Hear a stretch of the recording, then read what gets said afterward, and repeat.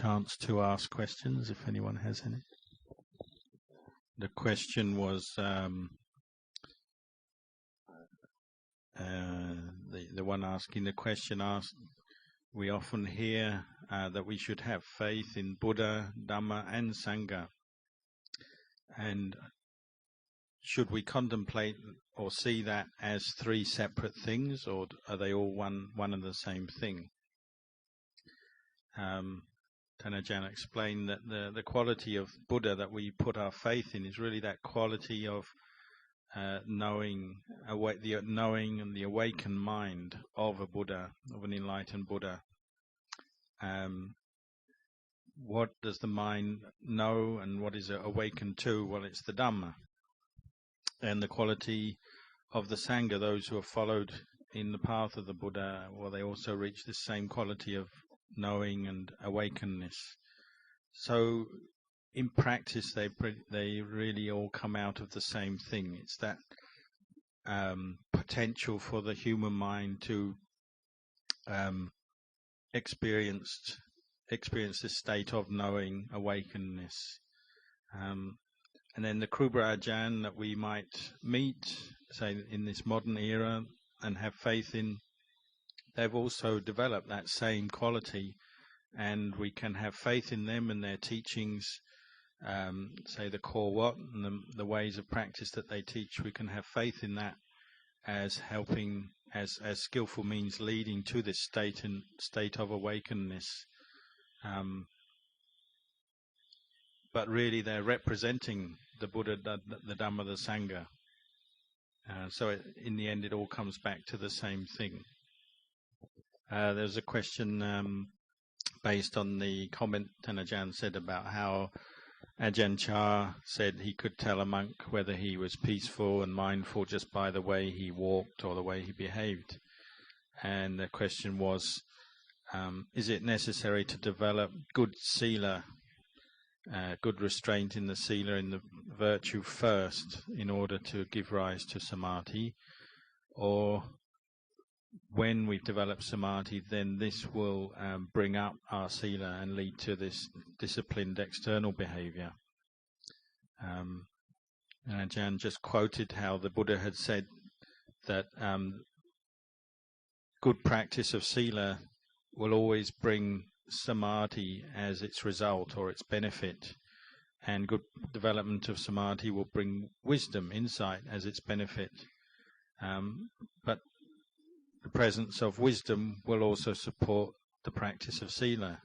So in the end, these are three mutually supporting qualities, so they form almost like a circle, and you can't really separate them off from each other.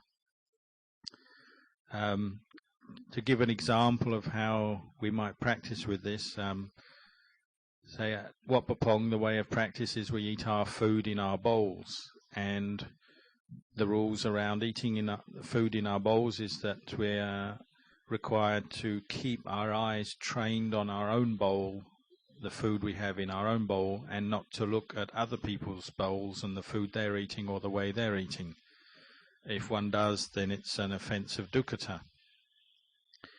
If you think about it, this is a very direct way to develop mindfulness, and this mindfulness can grow into samadhi if you're just keeping your mind fixed on your own bowl and the food you're eating in your own bowl. For example, one time there was an older monk who perhaps wasn't yet very restrained, and one day they're eating the meal and a chicken made a noise outside, so he was distracted and he looked away at the chicken, and Ajahn Chah said, "See, your mind has been born with that chicken. I mean, you've lost your mindfulness and your restraint, and you're letting your eyes wander to look at that chicken." So you can see, if you learn or train yourself to restrain your eyes and keep them fixed just on your own bowl and the food in your bowl, this can keep your mind very concentrated on what you're doing, on the process of the act of eating. From this, we can keep contemplating with our mindfulness, and then contemplating with wise reflection on the food that we eat, contemplating it to see the food as just the four elements and as not self. And indeed, monks have done this, and they've actually become enlightened, completely freed their mind of kilesa doing this.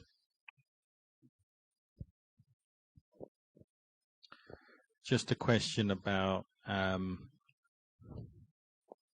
children, offspring, whether the wish to have kids or to not have kids is wholesome or unwholesome. Ajahn is just explaining, if perhaps you have the wish, you want a child, you're married, you want a child, but you're not unable for some reason to have one, some physical problem preventing that. Well, that'll be one kind of suffering, but probably a mild suffering, just unfulfilled desire. If you want kids and you're able to have them, and you do have them, the Buddha actually said this will be an even greater suffering. You've achieved having kids, but then you have to bring them up, and the process of bringing up children, it involves a lot of burden and a lot of effort, so it's actually greater suffering. Then further question was, so is the thought, I don't want kids, is that unwholesome? Is that evil? The answer is no, not necessarily. If you have kids and then actually try to destroy them, or say a woman gets pregnant and wants an abortion, well, that is unwholesome. But just not wanting kids is not necessarily an unwholesome thought or desire.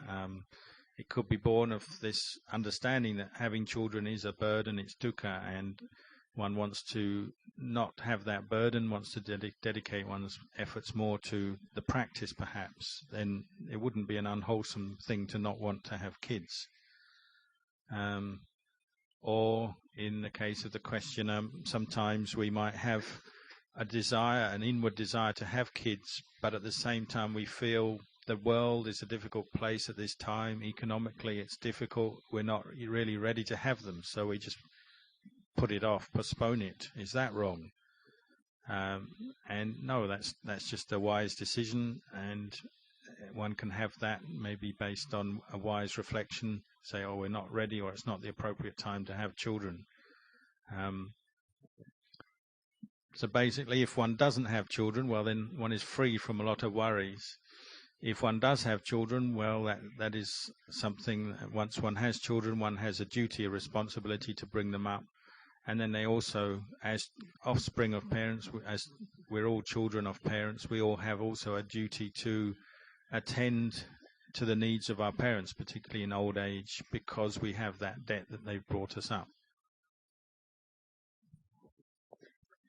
The question was based around the value or the benefit of temporary ordination, coming into the monastery for a period of time and practicing. What benefit will that bring to us when we go back to the lay life and to other people that are involved with us in our lay life?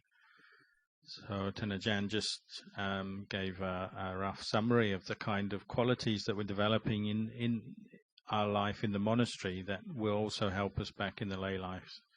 So say when we come into the monastery, we might be somebody who has no sila. We don't live in a virtuous way. We've never thought about that. So it might bring us to contemplate and think, what is sila, what is virtue or morality, and we might start acting in a more moral, more virtuous way because we're living in a monastery. Or we might have some sila, but coming into the monastery we refine that, we develop it on a more refined and detailed, more disciplined way.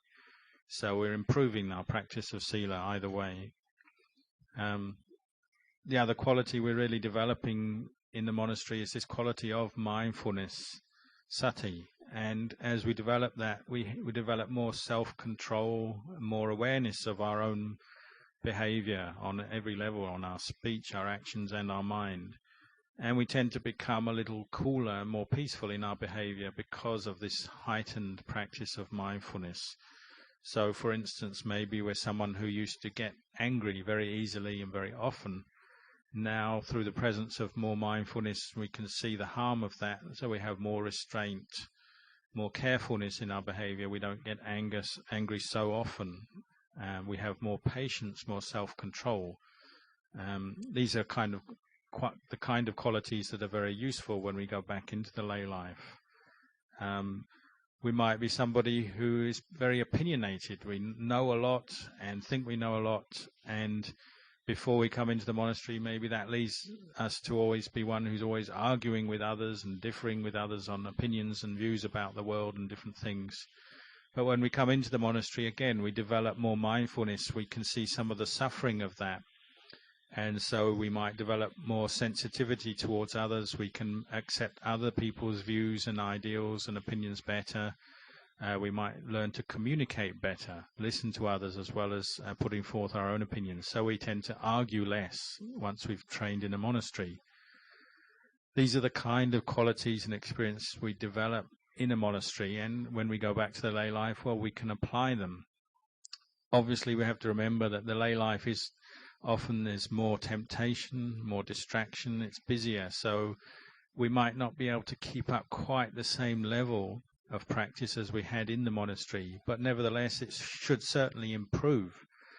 So maybe we used to get angry 10 times over one thing, maybe now we get angry 9 times out of it over that same issue or whatever. It might just have a little bit of improvement, but that's still better. It's going in the right direction.